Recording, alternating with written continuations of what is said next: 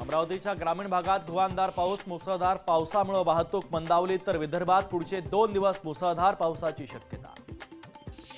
सांगलीच्या मिरजमध्ये हॉटेलवर दगडफेक, तोडफोड करत अज्ञातांनी कर्मचाऱ्यांना केली मारहाण। नागपूरमध्ये विजेच्या कडकडाटासह जोरदार पाऊस, मुसळधार पावसाने नागरिकांची तारांबळ तर हवामान विभागाच्या वतीने नागरिकांना काळजी घेण्याचे आवाहन।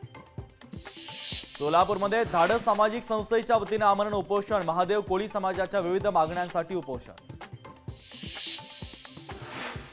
दिवसभराच्या विश्रांतीनंतर वसई विरार नालासोपाऱ्यामध्ये पुन्हा पावसाची हजेरी, पावसाने रस्त्यांना नद्यांचं स्वरूप। उद्धव ठाकरे रविवारी नागपूरच्या दौऱ्याच्या दरम्यान उद्धव ठाकरे यांची जाहीर सभा।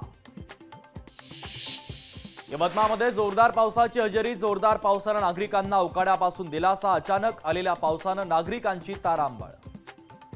नागपूरमधील रामझुला मर्सडीज कार अपघाताच्या प्रकरणी आरोपी रितिका मालूचा जामीन रद्द, जिल्हा सत्र न्यायालयाने दिला अंतिम लेखी आदेश।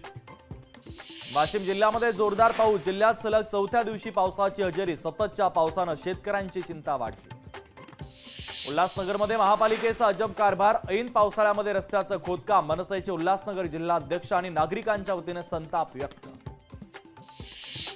खासदार संजय राऊत उद्या दिल्लीच्या दौऱ्यावर, महाविकास आघाडी जागा वाटपाच्या संदर्भात चर्चा करणार असल्याची माहिती।